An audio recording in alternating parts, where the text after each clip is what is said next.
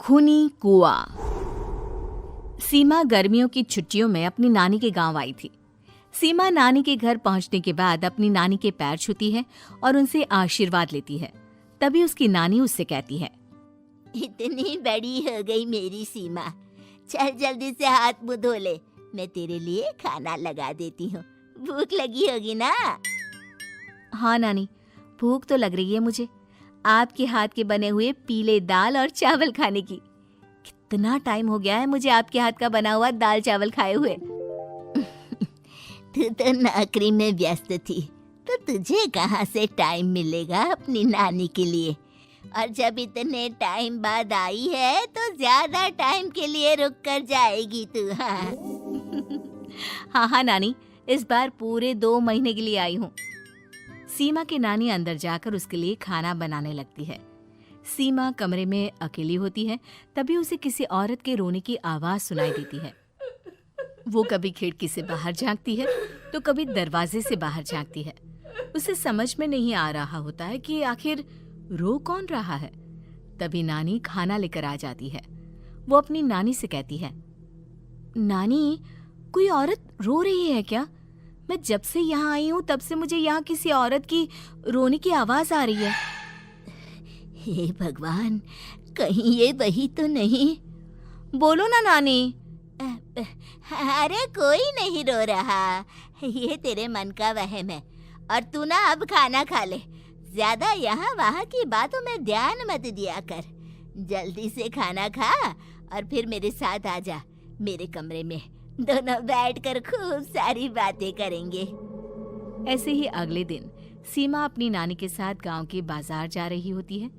उसी रास्ते में फिर से किसी औरत के रोने की आवाज आती है। वो अपनी नानी से कहती है, अरे नानी, क्या सच में तुम्हें अभी भी किसी औरत की रोने की आवाज नहीं सुनाई दे रही? मुझे किसी औरत की बहुत बुरी तरीके से रोने और चीखने की आवाजें आ रही है। मैं बहुत परेशान हूँ नानी, आखिर ये कौन है? मुझे लगता है कि सीमा को शहर भेज देना चाहिए, यहाँ रहना उसके लिए ठीक नहीं। नानी बोलो ना, आप चुप क्यों हो जाते हो? सीमा, तू घर चल, मुझे तुझसे बहुत जरूरी बात करनी है। नानी सीमा को घर ले आती है और सीमा से कहती है, सीमा, कल सुबह तू शहर वापस चली जाएगी। अरे अचानक? आखिर क्या बात है नानी, आप मुझे ऐसे जाने को क्यों कह रही हो? मैं बस जो कह रही हूँ उस पर ध्यान दे। तू कल सुबह यहाँ से चली जाएगी, और ये बात मैं कोई मजाक में नहीं बोल रही। तू कल जाएगी तो मतलब जाएगी। अरे नानी, चली जाऊंगी मैं, ठीक है, पर आखिर बात क्या है ये तो बता दो। मम्मी से कोई बात हुई है या फिर मुझसे कोई गलती हुई है जो तुम मुझे अचानक से जाने के लिए बोल रही हो? देख सीमा, रात बहुत हो चुकी है और मुझे इस बारे में कोई बात नहीं करनी। चल, अब चल के मेरे साथ सो जा। सुबह की बस पकड़कर तुझे शहर भी तो जाना है। सीमा को अपनी नानी का ऐसा व्यवहार देखकर बहुत ही अजीब लगता है। उसे कुछ समझ में नहीं आ रहा होता है कि आखिर उसकी नानी उसे अचानक से गांव छोड़कर जाने के लिए क्यों कह रही है। ये सारी बातें सोचते सोचते सीमा की आंख लग जाती है और वो अपनी नानी के साथ सो जाती है। ऐसे ही आधी रात को सीमा को फिर से किसी औरत की रोने की आवाज सुनाई देती है। वो उस औरत की आवाज सुनकर बार बार करवटें बदल रही होती है और तभी उसे सपने में भी एक अजीब सी औरत की परछाई दिखाई देती है, जो इतना चीख चीख कर रो रही होती है कि सीमा डरकर उठ जाती है। वो पूरे पसीने पसीने हो रही होती है। वो अपने आसपास देखती है तो घर में बिल्कुल शांति का माहौल होता है। सीमा घबरा जाती है। वो अपनी नानी को जगाने की कोशिश करती है, मगर उसकी नानी नहीं जगती। सीमा को फिर से उस औरत की रोने की आवाज सुनाई देती है। आखिरकार, कोई मुझे बचाओ! मेरी बच्ची, हम आ गए, हम तुझे बचा लेंगे। नानी, मुझे यहाँ बहुत डर लग रहा है। यहाँ इंसान की कटी हुई मुंडिया, हाथ, पैर और कंकाल है और खून भी है। नानी, मुझे डर लग रहा है। आप सब मेरी मदद कीजिए, नहीं तो ये खूनी कुआं मेरी बच्ची को भी खा जाएगा।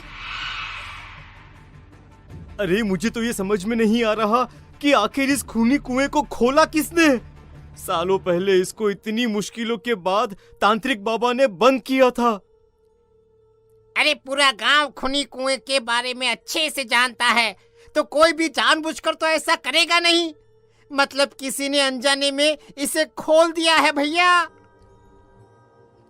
सीमा को इस बारे में मालूम नहीं था, और जब से वो यहाँ आई थी तभी से उसे किसी औरत के रोने की आवाजें भी सुनाई दे रही थी। कहीं सीमा ने ही तो उसे नहीं खोला। अगर ऐसा है तो फिर सीमा का बचना बहुत मुश्किल है। वहीं कुएं के अंदर सीमा रोते हुए बैठी होती है कि उसे आवाज सुनाई देती है जो कुएं के बाहर खड़े गांव वालों में से किसी को सुनाई नहीं देता। आज सालों के बाद मुझे ताजा खून मिलेगा। तेरा खून पीकर आज मैं अपनी प्यास बुझाऊंगा।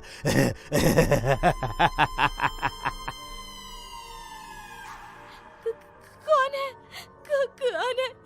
मत मारो प्लीज, मुझे जाने दो प्लीज। मैंने किसी का क्या बिगाड़ा है? वो तुझे मरने के बाद पता चल ही जाएगा। जितने में गांव वाले और सीमा की नानी कुछ सोच पाते, उतने में उन्हें सीमा के चिल्लाने की आवाज आती है और अगले ही पल सब शांत हो जाता है। क्या हुआ? सीमा, मेरी बेटी। माफ करना बहन, लेकिन अब सीमा वापस नहीं आएगी। हमें एक बार फिर से कुएं को बंद करना होगा। गांव वाले तभी तांत्रिक को बुला कर लाते हैं। एक बार फिर अपनी शक्ति से तांत्रिक बाबा उस कुएं को हमेशा हमेशा के लिए बंद कर देते हैं और वहां एक बोर्ड लगा दिया जाता है कि यहाँ आना मना है।